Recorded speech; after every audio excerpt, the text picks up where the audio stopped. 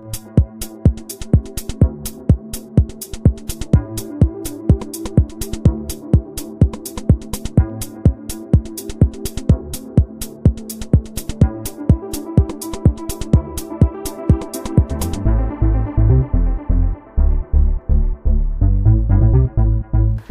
semuanya, welcome back to Talking with Harma. Kini kami kembali hadir untuk menemani kalian. Perkenalkan, nama saya Novia dan teman saya Ruben, selaku host yang akan menemani kalian pada episode kali ini. Duduk manis, Tonton sampai habis. karena di sini Banyak ngobrol, makin produktif.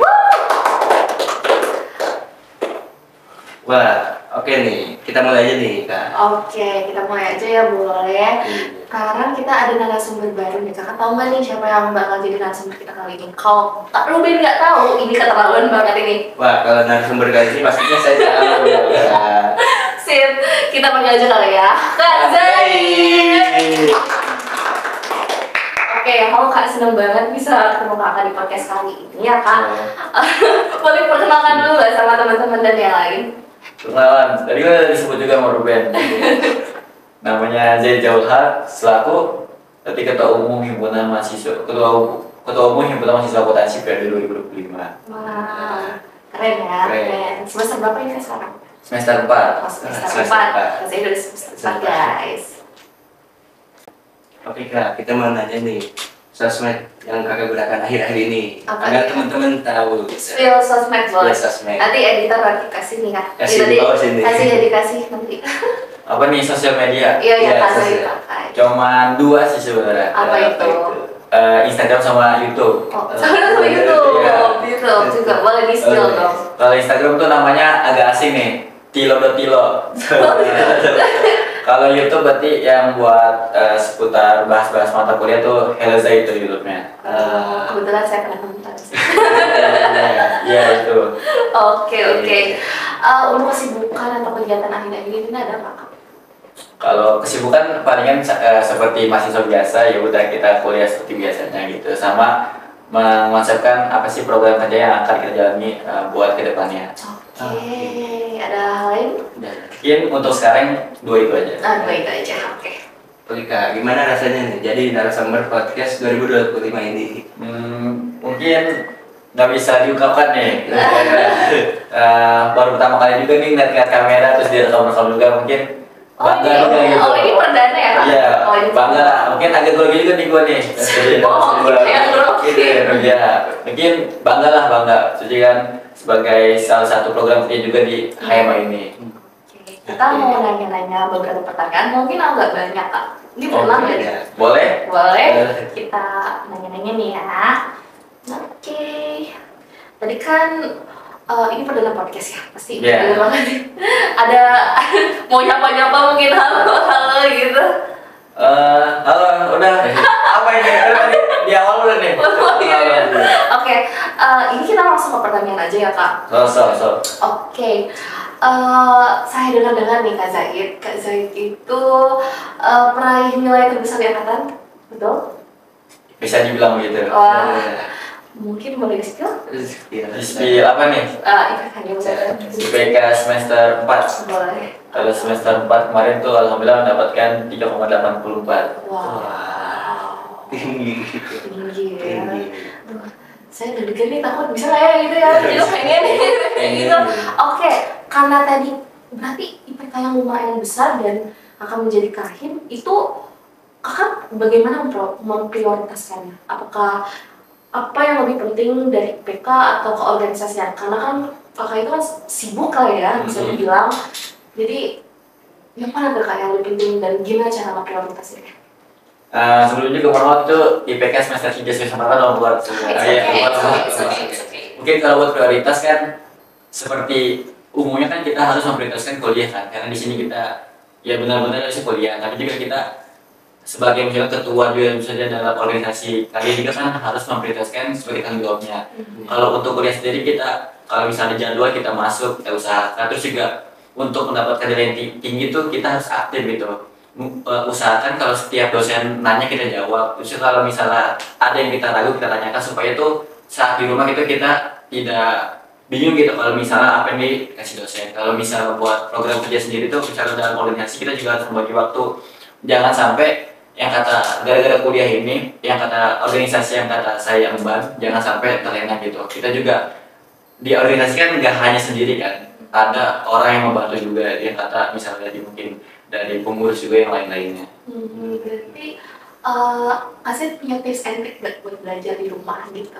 Mungkin kayak bikin tabel kegiatan hari ini mau di-planning, hari ini mau ngapain, ada yang mau atau ada yang lain? Kalau buat tips and trick tuh, buat biasanya kalau belajar tuh lebih ke nonton video gitu. Jarang buat tulis, jarang buat baca, iya lebih ke video. Mungkin cari-cari video YouTube yang kata relevan gitu, maksudnya cocok lah sama gaya belajar gua gitu, maksudnya lebih enak, bisa dicari misalnya mungkin dari video luar atau video dari Indonesia sendiri. Oke, bagaimana Kak Jahit membagi waktu antara kuliah, organisasi, dan kehidupan pribadi? Iya, pasti kan karena Kak Jahit juga pasti pengen punya me time ya, dengan kegiatan yang super sibuk itu. Gimana cara Kak Jahit ngebagi itu agar punya waktu sendiri? Mungkin dari kuliah dulu kan, kuliah tuh pasti kita prioritaskan karena itu juga kewajiban sebagai mahasiswa pada umumnya kan. Terus juga kita harus mengikuti mungkin data kuliahnya. Di samping itu juga kita mempunyai organisasi. Nah, setelah kuliah sudah selesai gitu kewajibannya, kita juga harus fokus ke organisasi karena kan mungkin ada tanggung jawab yang lebih gitu dari ketua umumnya sendiri. Kita harus jangan sampai fokus kuliah lagi tapi organisasinya tuh terlena gitu. Jadi mungkin ada waktu yang kata lebih dikorbankan untuk ketua umum ataupun fungsionaris lainnya. Jadi itu mungkin lebih pulang ke sore atau ke malamnya. Selain itu juga kalau misalnya kehidupan dari itu mungkin setelah keluarga, kuliah dan organisasi baru tuh misalnya buat senang-senang lah, buat refreshing itu baru dijalankan gitu. Gak harus setiap minggu tuh refreshing, gak harus juga. Berarti alhamdulillah balance ya Kak? Kurang lebih ya. Kalau bisa dibilang balance, keren banget nih. Oke, kan tadi nih kakak himpunan nih, organisasi. Kita boleh tahu nggak Kak, gimana struktur organisasi di HMA sendiri? Kalau mungkin kalian tahu juga tahu, di HMA sendiri tuh ketuanya nggak punya wakil. Nah, dari ketua umum sendiri didampingi oleh sekretaris umum dan bendahara umumnya. Nah, sekretaris umum dan bendahara umum ini dibantu oleh wakilnya. Wakilnya itu dari angkatan bawahnya, angkatan 24. Terus juga di bawah ketua tuh dibantu oleh kepala operasional 1 dan kepala operasional 2. Kepala operasional 1 tuh lebih ke bidang akademiknya, seperti itu departemen pendidikan dan departemen penelitian dan pengembangan. Sementara tuh buat KO2-nya, kepala operasional 2 tuh ada informasi komunikasi yang program pendidikan podcast ini, terus ada administrasi dan umum, dan terakhir adalah olahraga seni budaya.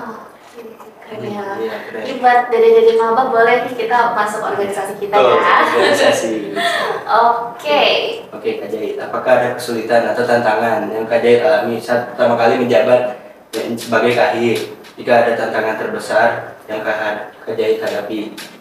Ya, kalau ada tantangan Kak, yang paling terbesarnya tuh apa ya Kak? Waktu awal-awal jadi kahim? Kalau awal-awal berarti kaget dong.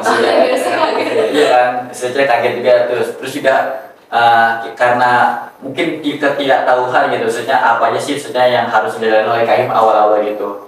Nah, karena di struktur organisasi HMA sendiri tuh dibantu misalnya ada wakil sekretaris umum dan wakil bendahara umum, ya kata periode selanjutnya tuh bakal ibarat itu bakal menggantikan lah posisi umum, dia juga kan kurang lebih sudah tahu gitu apa aja yang kata harus dilakukan di awal-awal. Jadi tuh pas gua ngejabat ketum di awal-awal tuh dibantu juga sama sekretaris umum dan bendahara umum ini, soalnya dia udah mengetahui sebelum-sebelumnya.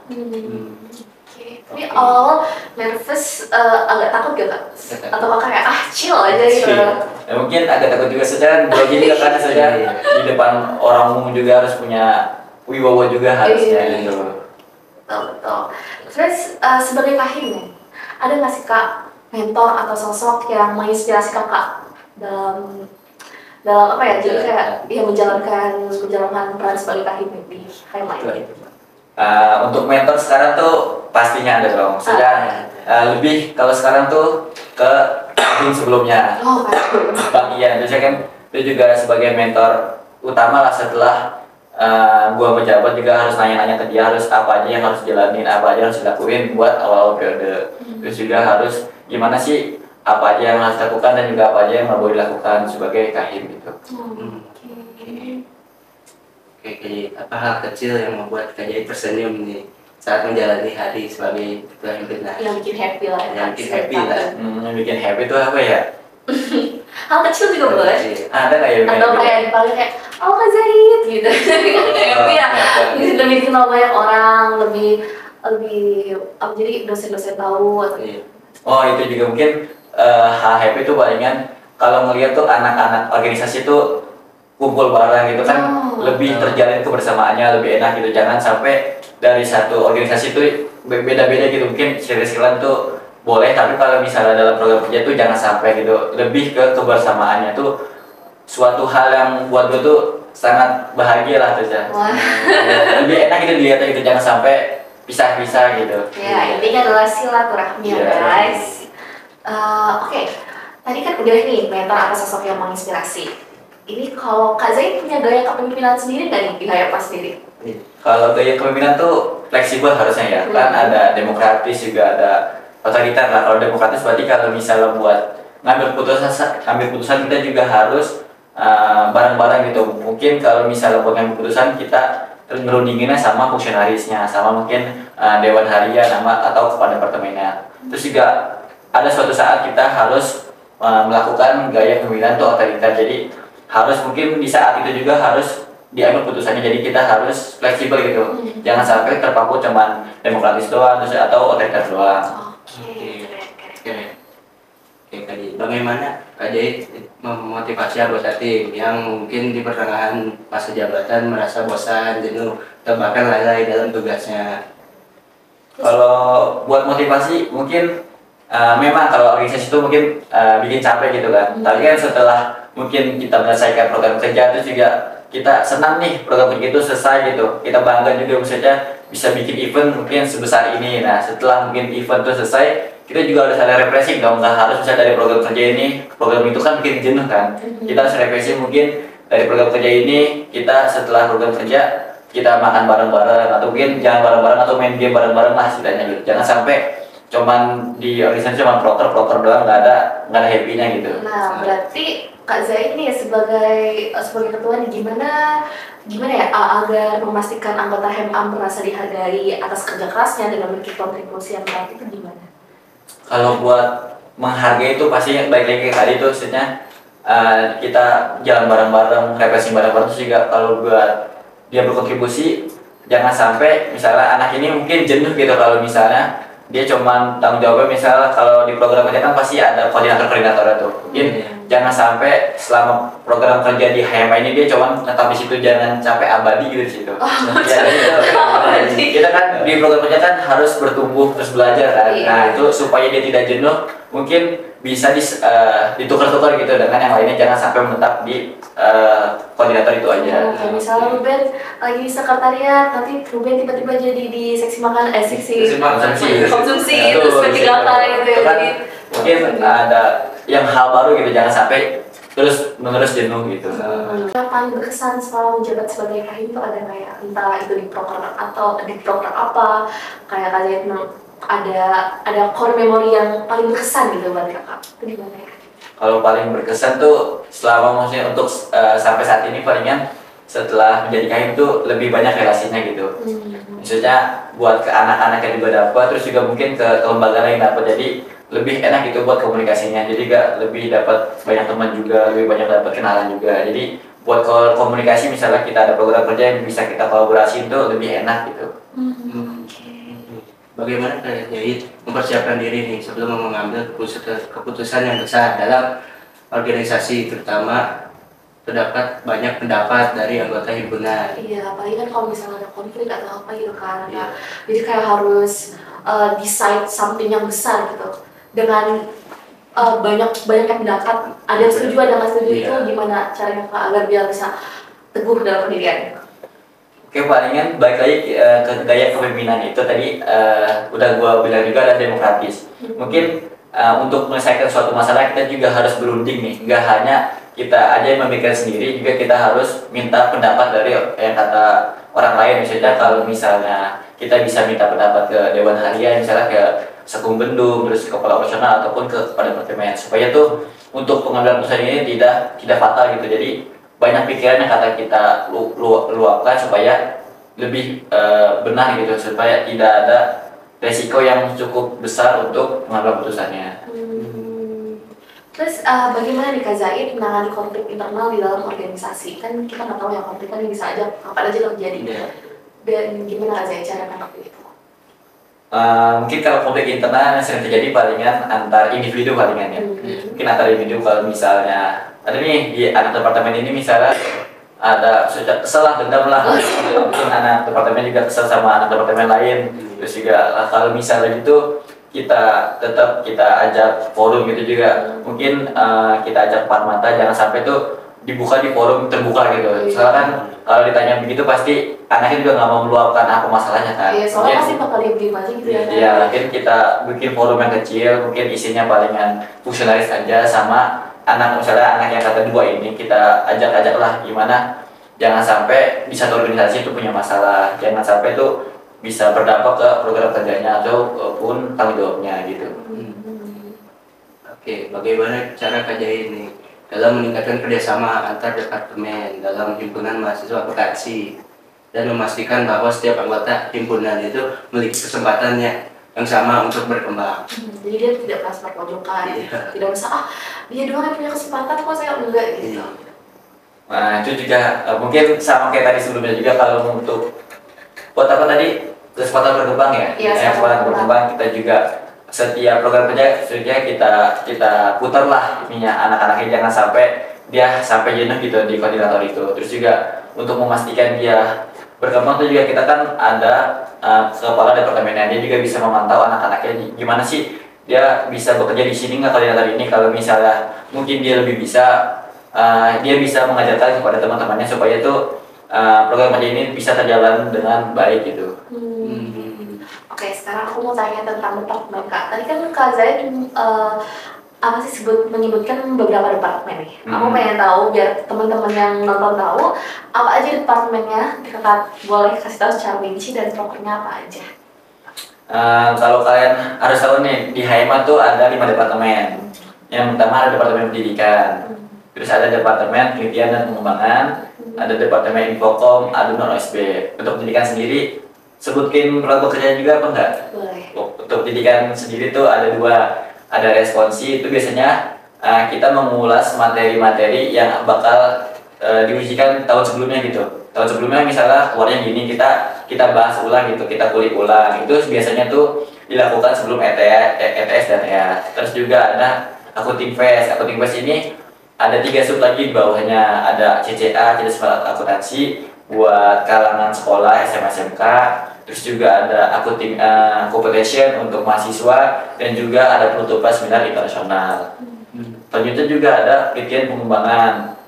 Nah, pengembangan tuh ada programnya banyak guys. Ada citasi tuh, citasi SPSS, IPU, citasi, dan accounting program. Itu kegiatannya tuh kurang lebih kita menyiapkan untuk tugas akhir, kita menyiapkan gimana sih cara pengolahan data untuk kebutuhan tugas akhir. Selanjutnya juga ada accounting visit. Accounting visit itu bagaimana cara kita untuk mengetahui kayak gimana sih dunia kerja tuh berjalan gitu. Kita accounting visit, kita berkunjung lah ke perusahaan-perusahaan. Terus juga ada PK Komam. PK Komam itu berarti kaderisasi guys, itu berarti disebut di PK Komam 26 Terus ada Infokom sendiri berarti informasi komunikasi. Mungkin kalau kalian lihat sosial media yang aktif tuh di HMA, berarti itu bagian dari Infokom. Terus juga ada program kerja ini, ada podcast, terus ada manding dan lain-lain. Terus ada lagi administrasi umum tuh broker yang kata di tunggu-tunggu itu adalah HSC tuh, HMA Sharing to Caring itu gimana sih cara kita mengabdi kepada masyarakat. Jadi itu kan sebagai kontribusi dari organisasi sendiri untuk kebutuhan masyarakatnya. Terakhir ada olahraga seni budaya, itu ada AIA kurang lebih. Kalau di APES itu akademiknya, berarti dari AIA-nya non akademik. Itu minat dan bakat, kayak misalnya ada futsal, ada e-sport, dan juga ada badminton. Itu sih.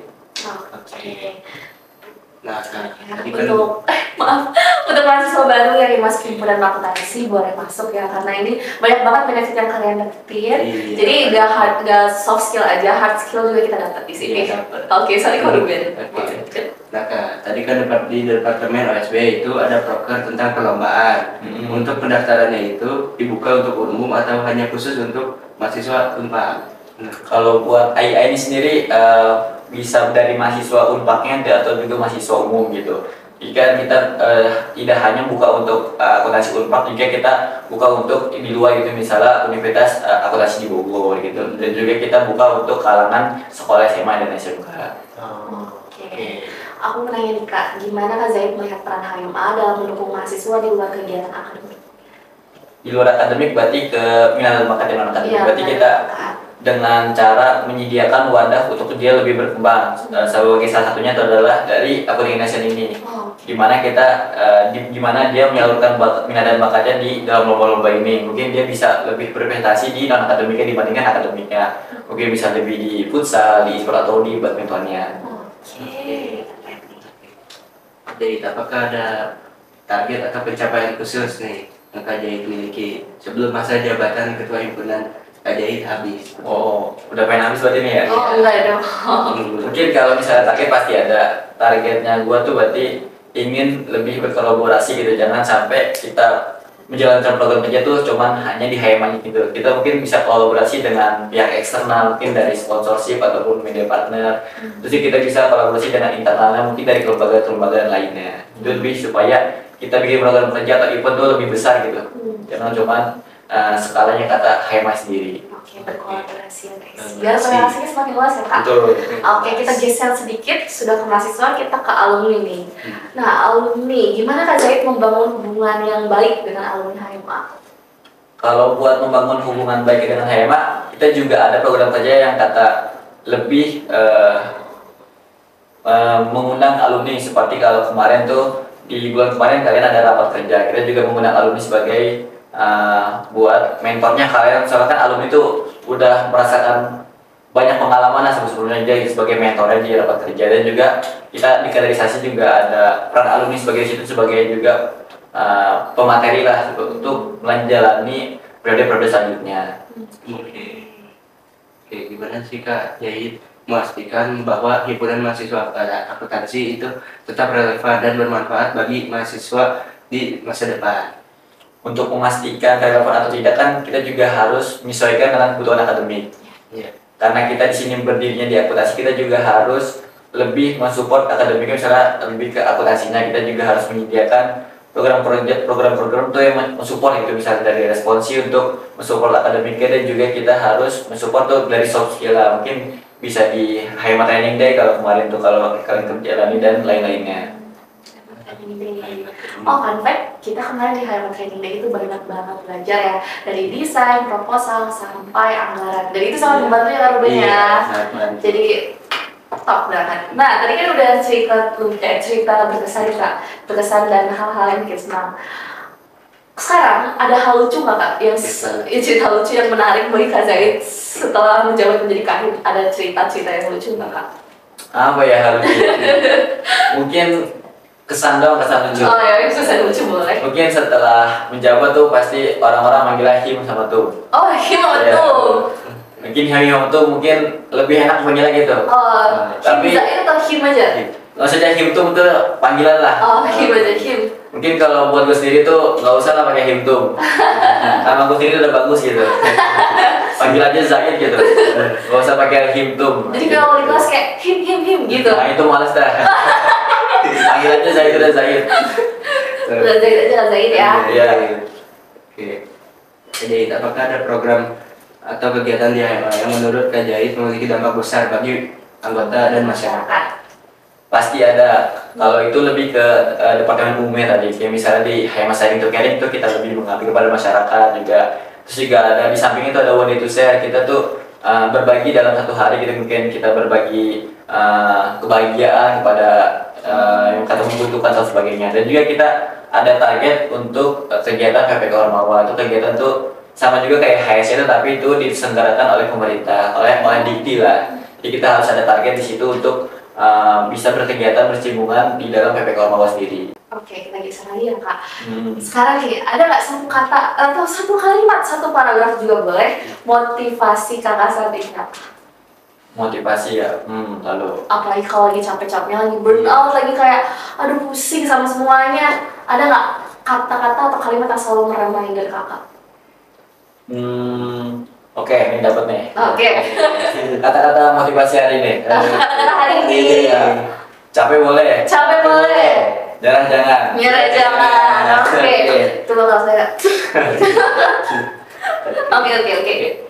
Jadi, bagaimana Kak Jahit menanggapi feedback nih atau masukan dari anggota HMA yang mungkin berbeda pendapat? Iya, soalnya kan pasti ada beberapa yang gak adil. Iya. Dan ini adil kok. Gimana Kak Zahid agak kayak apa ya? Bikin akur gitu. Oke.